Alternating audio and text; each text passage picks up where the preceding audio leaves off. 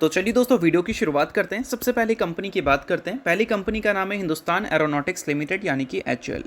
But इसको discuss करने से पहले अगर आपने अभी तक चैनल को सब्सक्राइब नहीं किया है तो चैनल को सब्सक्राइब करके बेल आइकन को प्रेस कर लो ताकि आने वाली जितने भी वीडियोज़ हैं उसका नोटिफिकेशन आपको सबसे पहले मिल सके। और एक डिस्क्लेमर भी है, जो भी न्यूज़ एंड अपडेट्स हम लोग कवर करेंगे वो सारी एजुकेशन पर्पज़ के लिए है, सीखने के लिए है। तो इसको किसी भी तरह का इन्वेस्टमेंट एडवाइस मत समझना, आप खुद से भी रिसर्च और एनालिसिस कर सकते हैं। तो चलिए दोस्तों वीडियो की शुरुआत करते हैं। सबसे पहले बात करते हैं हिंदुस्तान एरोनॉटिक्स से रिलेटेड कुछ इंपॉर्टेंट न्यूज़ एंड अपडेट्स के बारे में।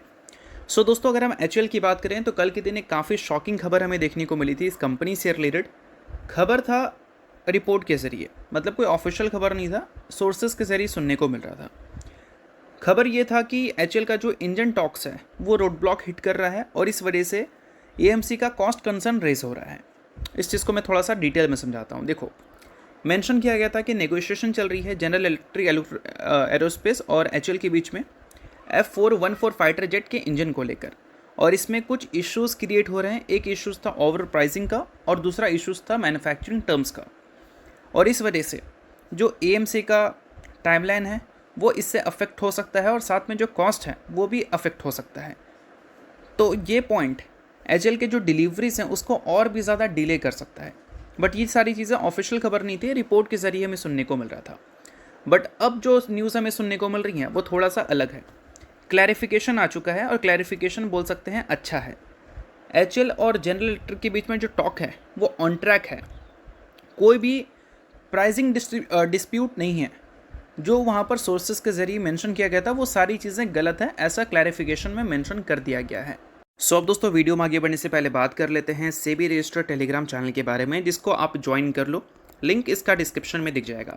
ज्वाइन करने का सबसे बड़ा बेनिफिट ये है कि जिस हिसाब से मार्केट में अप्स एंड डाउन दिख रहा है, ऐसे टाइम पे हर दूसरी कंपनी के एनालिसिस बहुत ज़्यादा इंपॉर्टेंट है। तो यहाँ पर आपको सभी कंपनी के टेक्निकल्स को एनालिसिस कर अपडेट होता हुआ देखने को मिल जाता है, जो कि हर किसी के लिए काफ़ी ज़्यादा यूज़फुल है। और इसके लिए आप चैनल को ज्वाइन कर फ्री में आप चेकआउट भी कर सकते हैं इन कंपनी के प्रॉपर टेक्निकल्स, जिससे आपको आइडिया लगेगा कि अभी इन कंपनी में क्या चल रहा है। तो without wasting any time link description में है, लिंक की तरफ जाकर चैनल को फ्री में ज्वाइन कर लो। देखो, यहाँ पर चीज़ें डिटेल में मेंशन की गई हैं। इसको भी एनडीटीवी प्रॉफिट ने ही पब्लिश किया है और बताया गया है कि F414 इंजन के प्राइसिंग और कमर्शियल टर्म्स की बात करें, जो इश्यूज़ बन रहा था एचएएल और जनरल इलेक्ट्रिक के डिस्कशन का, वो इश्यूज़ इन दोनों के बीच का नहीं है। मतलब इनसे कोई लेना देना नहीं है उनके इश्यूज़ का। तो किससे लेना देना है भाई? तो देखो, यहाँ पर मेंशन किया गया है, ये जो दो पॉइंट है वो डीआरडीओ और एएमसीए का है, यानी कि एचएएल और जनरल इलेक्ट्रिक के बीच का ये पॉइंट नहीं है, ये डीआरडीओ और एएमसीए का है। तो क्लैरिफिकेशन में इस चीज़ को हाईलाइट किया गया है। मतलब जो प्रॉब्लम्स था ओवर प्राइसिंग को लेकर या कमर्शियल टर्म या मैन्युफैक्चरिंग टर्म्स हम बोल सकते हैं, वो प्रॉब्लम्स एचएएल से रिलेटेड है ही नहीं, ऐसा यहाँ पर क्लैरिफिकेशन में मेंशन कर दिया गया है। और एनडीटीवी प्रॉफिट ने ही इसको पब्लिश किया है, उसको भी उन्होंने ही पब्लिश किया था, इसको भी इन्होंने ही पब्लिश किया है। तो चीज़ें हो सकता है कि गलत हो ही होंगी और उसको क्लैरिफाई कर दिया गया है, जो कि एक तरह से सही है। और जो टेंशन था वो टेंशन भी अब ख़त्म हो चुका है, ऐसा भी हम बोल सकते हैं। अब इसके अलावा दोस्तों बात करते हैं अगली कंपनी के बारे में, जिसका नाम है Dixon Technologies India Limited. Dixon Technologies से रिलेटेड अभी रिसेंटली जेएम फाइनेंशियल्स की एक रिपोर्ट पब्लिश की गई है, जिसमें हाईलाइट किया गया है डिक्सन टेक्नोलॉजीज़ को और बताया गया है इस कंपनी के फाइनेंशियल्स को अपग्रेड कर और एग्जैक्ट चीज़ें यहाँ पर कुछ मेंशन भी की हैं, उसको भी बताता हूँ। देखो, सबसे पहले ब्रोकरेज हाउस ने ये हाईलाइट किया है कि डिक्सन टेक्नोलॉजीज़ को अब यहाँ से कोई डाउनग्रेड करने की ज़रूरत नहीं है इनके अर्निंग्स एस्टिमेट को देखते हुए। और इनका जो वीवो के साथ जॉइंट वेंचर है, एक्सपेक्टेशन है कि वो कंट्रीब्यूट करने लगेगा कंपनी के P&L स्टेटमेंट में सितंबर क्वार्टर के एंड से। और ये जॉइंट वेंचर डिक्सन टेक्नोलॉजीज़ के लिए बहुत ज़्यादा इंपॉर्टेंट इसलिए बन जाता है क्योंकि वीवो की अगर हम बात करें तो वो इंडिया में एक अच्छा मार्केट लेकर बैठी हुई है। देखो, यहाँ पर मेंशन है वीवो सेल करती है 35 से 37 million smartphones annually in India, जो कि एक तरह से काफ़ी सही बात है। और ये जो नंबर है, ये नंबर 2/3 नंबर है जो डिक्सन टेक्नोलॉजी के जॉइंट वेंचर के वॉल्यूम से हम एक्सपेक्ट कर रहे हैं, उसका 2/3 है ये। तो इससे आप समझ सकते हो कि डिक्सन टेक्नोलॉजी का ये जॉइंट वेंचर डिक्सन के लिए काफ़ी बड़ा फ़ायदे का सौदा रह सकता है।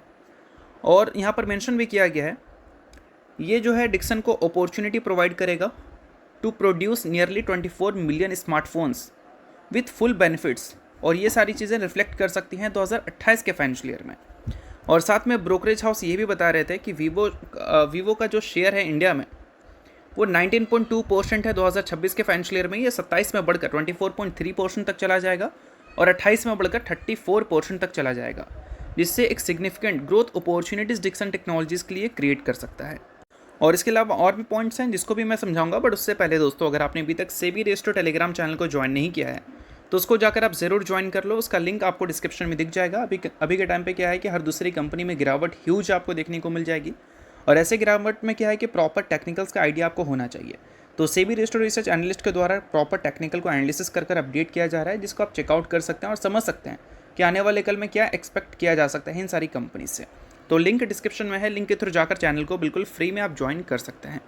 अब दोस्तों जेएम फाइनेंशियल ने यहाँ पर पीएलआई स्कीम को लेकर भी चीज़ें हाईलाइट की हैं और बताया है कि पीएलआई स्कीम से अचीव किया जा सकता है स्मार्टफोन प्रोडक्शन टारगेट 63 से लेकर 65 मिलियन यूनिट्स तक का बाई 2028 फाइनेंशियल ईयर और 68 से लेकर 72 million units by 2029 financial year.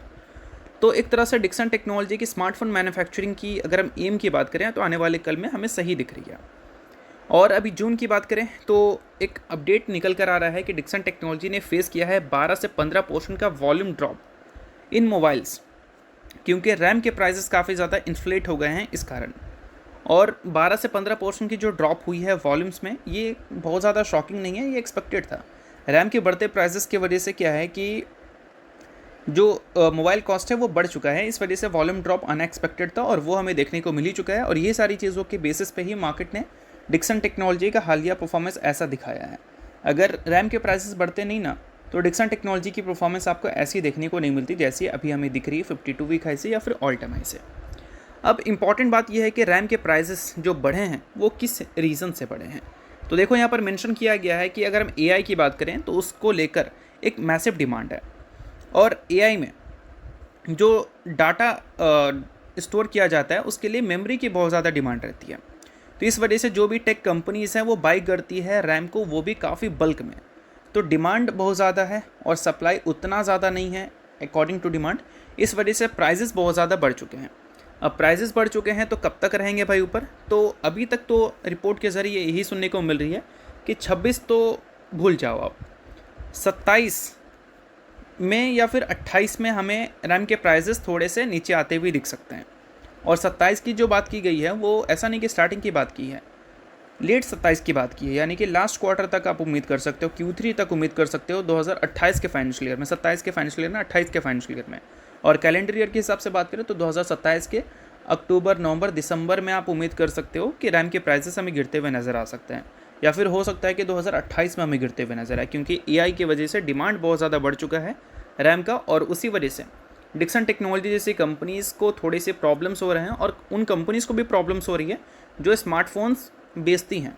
Dixon तो बनाती है ना, बेचती तो ब्रांड्स हैं, लाइक वीवो की बात करें, सैमसंग की बात करें, शॉमी की बात करें, तो उनको भी प्रॉब्लम्स हो रहा है। तो यही सारी चीज़ें हैं जो कि आपको ध्यान में रखनी है। बाकी इसके अलावा अगली कंपनी की बात करें तो अगली कंपनी है कृष्णा फोस्कैम। रिसेंटली कंपनी के बोर्ड ने 1:5 के रेशियो में स्प्लिट अनाउंसमेंट किया है, जिसमें कंपनी ने एक शेयर के बदले अपने इन्वेस्टर्स को 5 इक्विटी शेयर देने का फैसला किया है। सो अगर आप इस कंपनी के इन्वेस्टर हैं तो इस न्यूज़ को आप नोट कर सकते हैं, इन्वेस्टर नहीं है तो आप इग्नोर कर सकते हैं। न्यूज़ थी इस वजह से मैंने बता दिया, बाकी ये किसी भी तरह का रिकमेंडेशन नहीं है। तो होप करता हूँ ये वीडियो आपको अच्छा लगा होगा। डिजिटल लाइक कीजिए, पहली बार सब्सक्राइब कीजिए। देने के लिए बहुत बहुत शुक्रिया।